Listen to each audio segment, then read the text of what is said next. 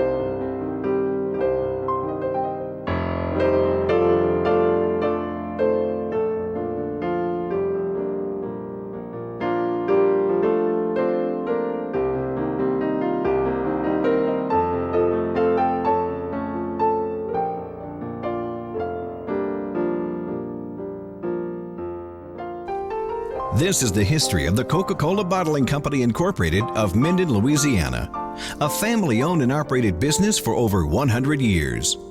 Because of consolidation within the soft drink industry, today, Minden is the last remaining family-owned and operated Coca-Cola franchise in Louisiana. The company was founded by W.S. Hunter in 1901 as the North Louisiana Bottling Works Limited. It later became known as Coca-Cola Bottling Company, Incorporated. Today, it's known as Coca-Cola Bottling Company of Minden, Incorporated. Thanks to W.S. Hunter and Larry Hunter for preserving photographs, letters, and records that made this presentation possible. A part of the history of the Coca-Cola Bottling Company of Minden is the history of the Coca-Cola Company itself and how the franchise system came to be. Let's take a look at a brief animated history of Coca-Cola produced by the Coca-Cola Company in Atlanta, Georgia. Have you ever wondered about the great mysteries of life? Like how the universe began? Who built the pyramids? The secret formula for Coca-Cola?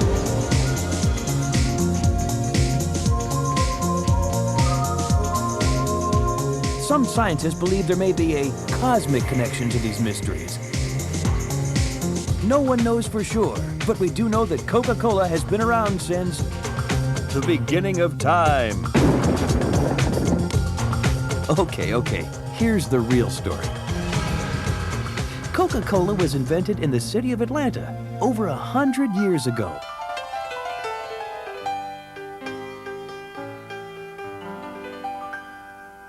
Back in 1886, a pharmacist named John Pemberton was experimenting with a new recipe. He took some secret ingredients and boiled them into a syrup. He thought it was pretty tasty. So he took some to Jacob's Pharmacy, where they mixed the syrup with plain water and placed it on sale for 5 cents a glass. Legend has it, an employee of the pharmacy accidentally mixed the syrup with carbonated water and served it over ice to a customer. Well, the customer absolutely loved it, and the rest is history. Thus was invented one of the greatest refreshments of all time. Dr. Pemberton's accountant was named Frank Robinson, and it was his idea to call this new drink Coca-Cola. In fact, he created the now famous trademark in his own handwriting. As word spread around Atlanta about this fashionable new beverage, sales began to increase. During its first year, Coca-Cola sold an average of 9 drinks a day. Dr. Pemberton never imagined the incredible future of his creation. In 1888, he sold the secret formula to a businessman named Asa Candler, Ah, okay. who later formed a corporation to produce and distribute Coca-Cola. Mr. Candler was a marketing genius, and he came up with countless creative ways to promote the product. He even delivered the syrup in barrels that were painted red to give them a distinctive appearance. As more and more people discovered this delicious new refreshment, Coca-Cola began to pop up all over America. For years, Coca-Cola was served only in soda fountains. Then one day, a couple of clever guys named Thomas and Whitehead had an idea. Coca-Cola was so successful as a fountain drink, what if someone put it in bottles? Bottles? Yes, sir. Bottles. Folks could take them home.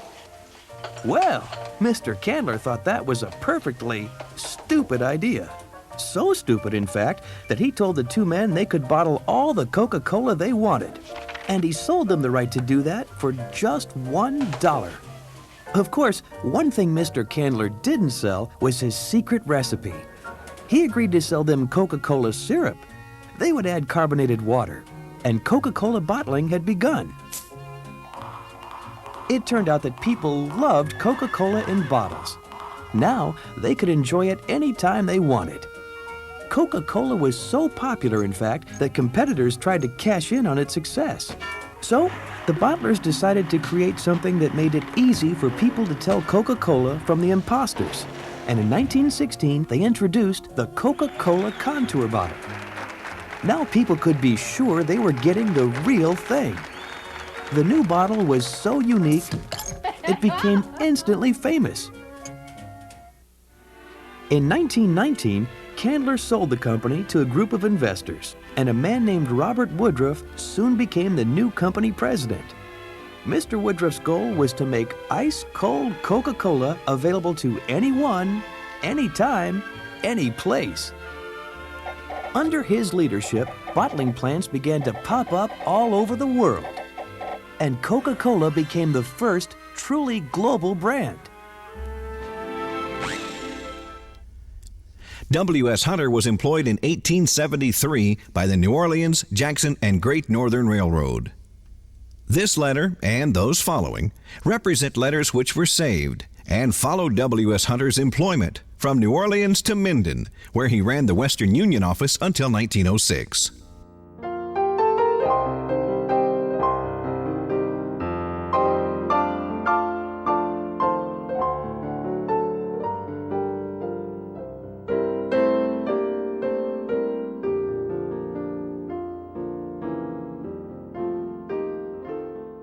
W.S. Hunter and Bessie Carroll were married in 1886. W.S. Hunter founded the North Louisiana Bottling Works in 1901. Bessie Carroll Hunter died that same year. In 1905, the North Louisiana Bottling Works Limited obtained a Coca-Cola contract in perpetuity. The Hutchinson bottle pictured here could not be used for Coca-Cola. The Coca-Cola straight-walled bottle was used until 1916. In 1916, the famous Contour bottle was adopted. W.S. Hunter operated the Hunter Manufacturing Company, a woodyard, grist mill, and Excelsior operation until his death in 1919. This building was constructed in Minden on Pine Street in 1914, specifically for bottling soft drinks. It replaced the 1901 building. This is the production line in the Minden building in 1914. In 1916, a second Coca-Cola franchise was created out of the Minden Coca-Cola franchise. It was named the Homer Coca-Cola Bottling Company. The owner of the Homer Coca-Cola Bottling Company was W.S. Hunter's daughter, Florine Hunter Robertson. Florine Hunter Robertson's husband was Jess Robertson. Their son, Joe Robertson, became plant manager and president of Homer Bottling Company in 1934. W.S. Hunter's sons, Carol on the left at age 28 and Larry on the right at age 21, served in World War I. Carol was stationed in Paris, France. On November 11, 1918, he caught the flu and died December 25, 1918. He's buried in a military cemetery in Paris. This is the North Louisiana Bottling Works building as it appeared in 1923. W.S. Hunter married Love Dyer in 1902. After W.S. Hunter's death in 1919, Love Dyer Hunter was plant manager until her death in 1924. W.S. Hunter and Love Dyer had one son, Jack Hunter. Jack Hunter sold his interest to Larry Hunter in 1928. The present building was constructed in 1926 according to specifications provided by the Coca-Cola Company in Atlanta. New equipment was installed. The office as it looked in 1926. The plant interior as it appeared in 1926. The Coca-Cola Bottling Company as it appeared a few years later. Larry and Gladys Hunter became the sole owners of the Coca-Cola Bottling Company in Minden in 1928. In 1935, Larry and Gladys Hunter began their 30-year dedication to recreation in Minden. An original red syrup barrel used from 1905 to 1946. The first ice cooler manufactured by Glasscock. A 1940s vendor. Santa Claus is caught by Coca-Cola's Sprite. A painted wall in Minden, Louisiana. Enclosed truck bodies were manufactured in San Antonio, Texas by Hobbs. World War II is over, and in 1946, Bill Hunter returns home to be general manager of the Minden plant.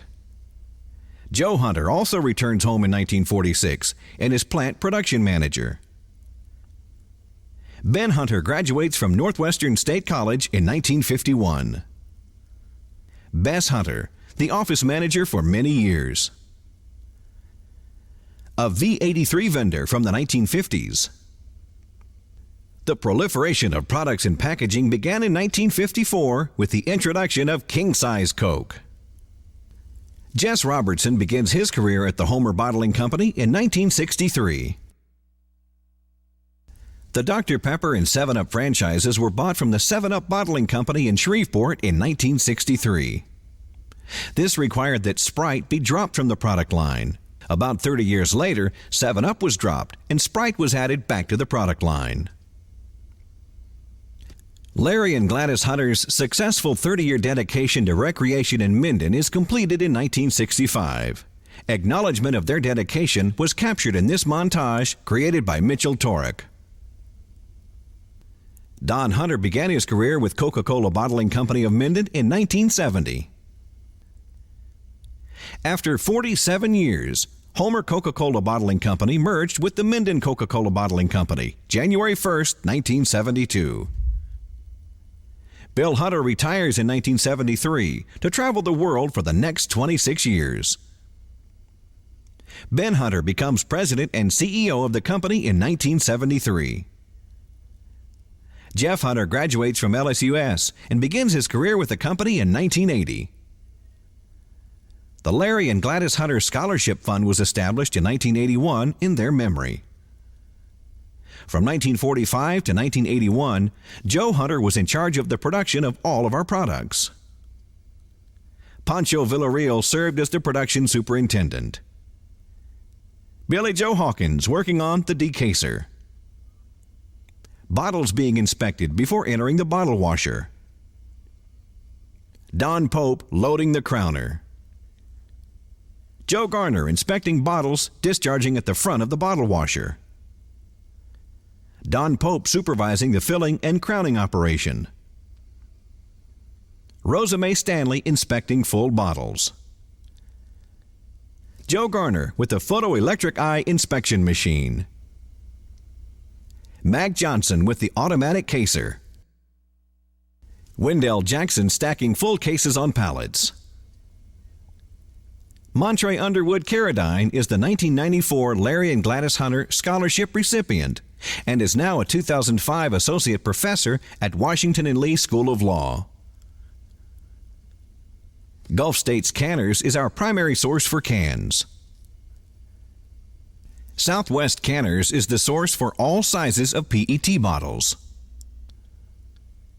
The failure of New Coke confirmed the motto, if it ain't broke, don't fix it. We survived. Regular route truck painted 1940s style. Today, Coca-Cola displays the famous Coca-Cola logo. 18-wheelers are used to service our local supermarkets. Special event truck.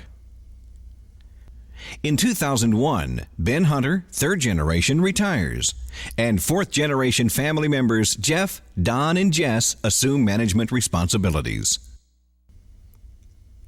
And now for your enjoyment, a musical presentation of Coca-Cola commercials performed by Alicia Dubose.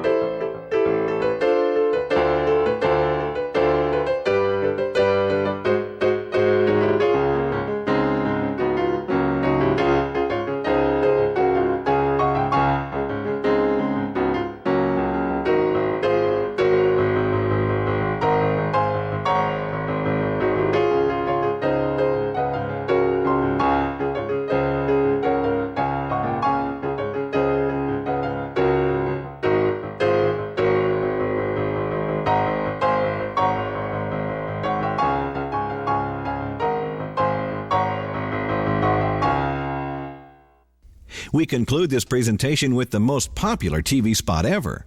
I'd like to buy the world of Coke.